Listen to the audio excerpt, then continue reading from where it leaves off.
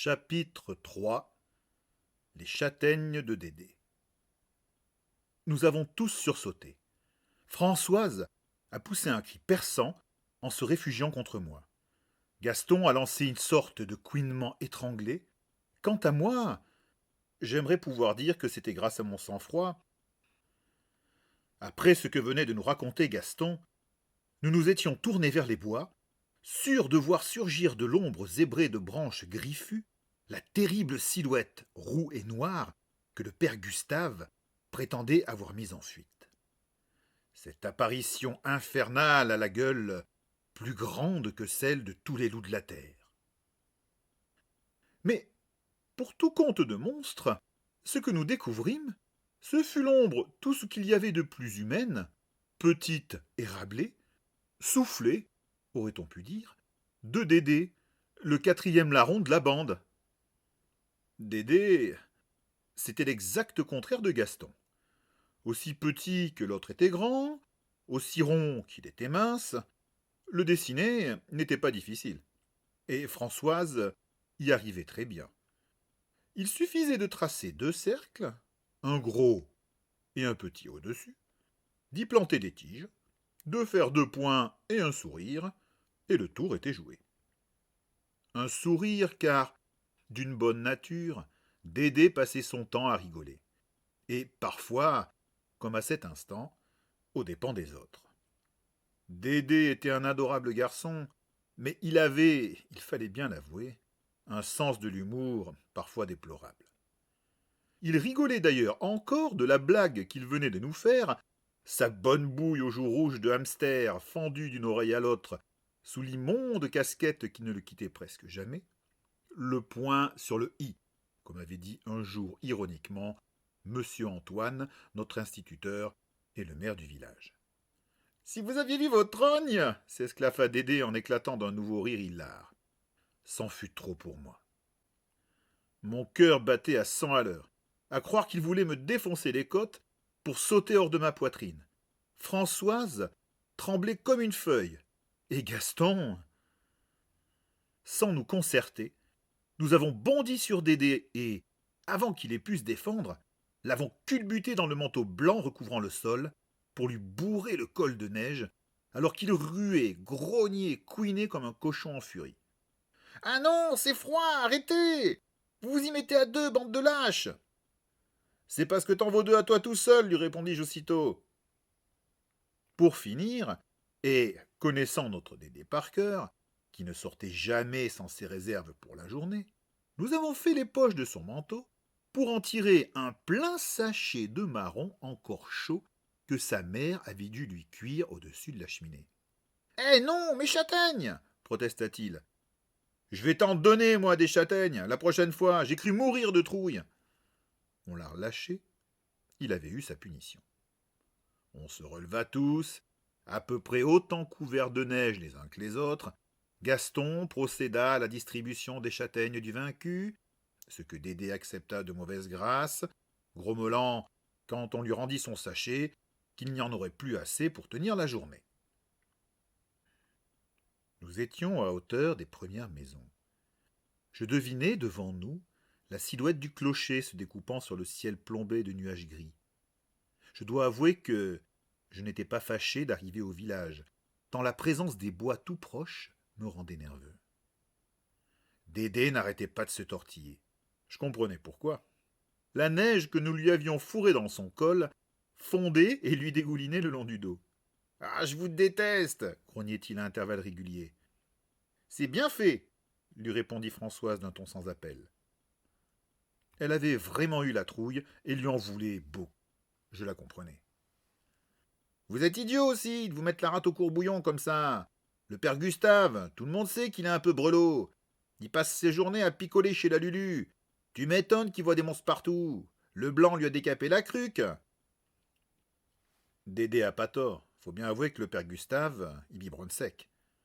Gaston secoua la tête. Non, moi j'étais là quand il a raconté son histoire, et je peux vous dire la tête qu'il avait. C'était pas du chiquet. Je savais pas, moi, la tête qu'avait le père Gustave quand il avait raconté son histoire.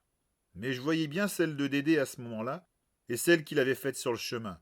Et pour le mettre dans un pareil état. Mais plus têtu que Dédé, il y avait que les ânes, et encore. Je crois qu'il aurait été capable de donner des leçons à la plupart d'entre eux. Il secoua la tête. Y a pas de bête que je vous dis, mon père. Qu'est-ce qu'il en sait, ton père? Par les vaches, il connaît rien à rien, s'énerva Gaston. Parce que le tien, il est plus sachant, peut-être. Et d'abord, qu'est-ce que t'as contre les vaches? C'est très intelligent, les vaches, répliqua aussitôt Dédé, qui n'aimait pas qu'on se moque de son père et des vaches, pour qui il avait une véritable affection. Lui, au moins, il cause pas de choses qu'il connaît pas.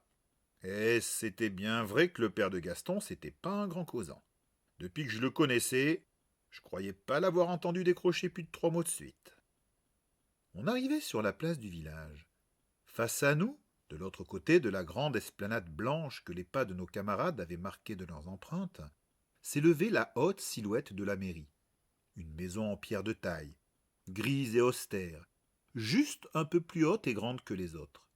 Notre salle de classe se trouvait au premier. Sur le perron se tenait Monsieur Antoine, appuyé sur la grande pelle avec laquelle il avait déneigé les marches menant à l'entrée. Il regardait passer ses élèves et répondait d'un sourire et d'un bonjour à chacun d'entre eux. Et puis d'abord, mon père, il cause de ce qu'il veut. Sachant qu'avec 2 enragés pareils, capables de se chicaner pendant des heures sans se lasser, on n'était pas sorti de l'auberge, je décidai de faire diversion. Mon père, il dit que c'est pas de la bête qu'il faut avoir peur, mais des Allemands.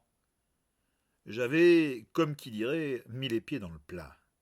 Les Allemands, on évitait soigneusement d'en parler au village, mais n'empêche qu'ils étaient dans toutes les têtes. La guerre, par ici, on l'avait pas vraiment vue, ni vécue. Il y avait bien quelques gars qui étaient rentrés après la défaite. Mais ils étaient plutôt taiseux sur le sujet. Dans leurs yeux, on sentait une horreur, des images terribles qui ne les quittaient plus. J'avais entendu Pierre, un de ces rescapés, qui, une fois bien poussé dans ses retranchements, avait parlé avec un étrange humour de la drôle de guerre. C'était chez la Lulu, bien sûr, et j'étais là avec mon père. Passionné, je l'avais écouté raconter comment, embrigadé dans la cavalerie, il était monté à cheval dans le nord, à la frontière belge, pour attendre l'ennemi avec tous les autres conscrits pendant plus de 9 mois. 9 mois où, avoua-t-il, il n'avait jamais autant joué aux cartes entre 2 manœuvres pour occuper les troupes désœuvrées qui ne savaient pas très bien ce qu'elles attendaient. On leur faisait construire des ponts pour les démolir ensuite. Puis, en juin 1940, le déluge d'acier. Les chars, par centaines, leur déboulaient dessus. Monstres mécaniques, écrasant toute résistance.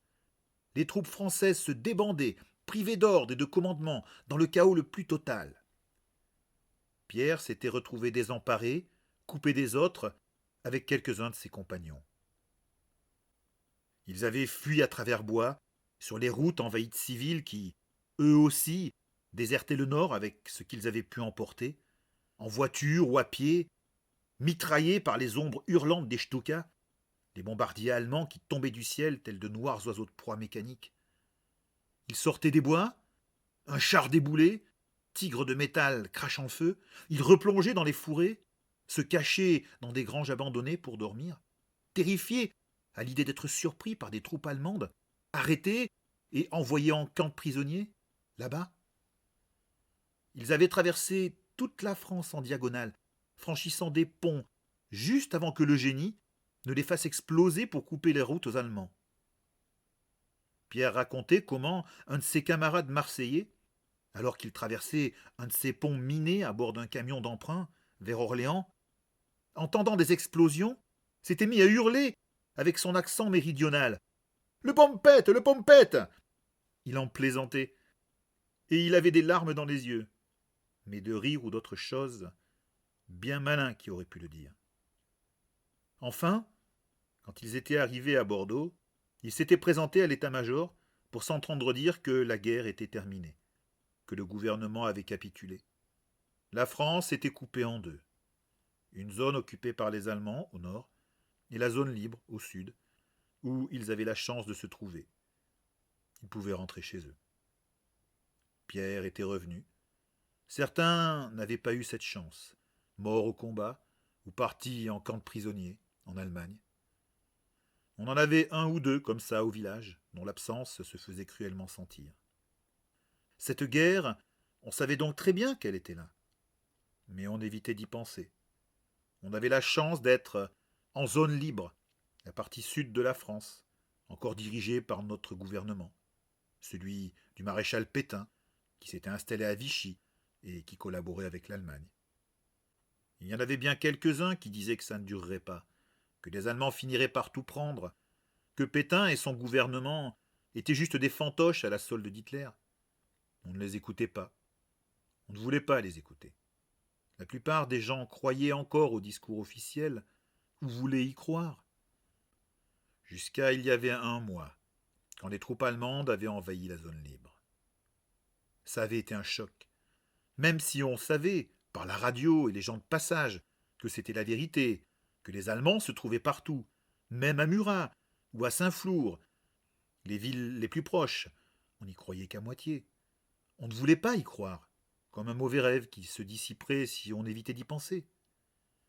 Certains avaient eu affaire à la ville et étaient descendus à Murat. Ils avaient vu, eux, le drapeau rouge à la croix gammée noire qui avait remplacé notre étendard bleu, blanc, rouge sur la mairie. Et les Louverts, les Fritz, les Dorifort, comme on appelait les soldats allemands, qui se pavanaient dans les rues avec leurs uniformes rutilants. Là aussi, on évitait d'en parler. Personne, devant les enfants, ne posait de questions. Mais la réalité était bien là, comme une douleur à une dent qui ne passe pas, même quand on tente de l'ignorer du plus fort qu'on peut. Elle est derrière tout, on n'arrive jamais à l'oublier tout à fait. Mon père, il dit que si on parle de la bête, c'est pour pas penser aux Allemands. J'avais prononcé ces mots d'une voix absente alors que nous traversions la place pour parvenir à l'école, et j'y réfléchissais alors même qu'ils sortaient de mes lèvres. Je n'avais jusqu'alors pas très bien compris ces paroles, mais leur sens finissait par s'imposer à moi. Je poursuivais. Il dit que les Allemands, ils existent vraiment, alors que la bête, c'est juste notre imagination. Nous étions presque arrivés au perron, à portée de voix de M. Antoine, mais Gaston n'avait pu se retenir. Ton père, il cogite trop du caberlot, c'est pas bon. Il a le cerveau qui fume. Il avait poursuivi, péremptoire, alors que nous arrivions en bas des marches. La bête, elle existe, moi je le sais. J'ai vu ses traces à côté de chez moi. Elles sont énormes. Celle-là, il nous l'avait déjà sortie, et je n'y avais pas cru la première fois. Des traces de moutons géants, ça faisait rire tout le monde. Je l'aurais bien mis en boîte une fois encore, mais je n'ai pas eu le temps. Allez les enfants, pressons, vous êtes les derniers. Monsieur Antoine, du haut des marches, a baissé sur nous un regard bienveillant. Nous avons gravi les degrés de pierre, sommes passés devant l'instituteur, en lui adressant des bonjours, auxquels il a répondu de sa voix chaude et ample, et sommes entrés dans le couloir. Nous avons accroché nos grosses vestes, nos casquettes et nos chandails au pater des murs, avons enlevé nos godillots tout mouillés, enfilé nos chaussons, et sommes entrés dans la salle de classe. Maurice y était déjà, et me fit un sourire qui illumina ses grands yeux sombres et tristes, comme si on venait d'y allumer la lumière. Un sourire que je lui rendis aussitôt. Maurice, c'était mon voisin de classe depuis le début de l'année, et c'était devenu mon meilleur ami.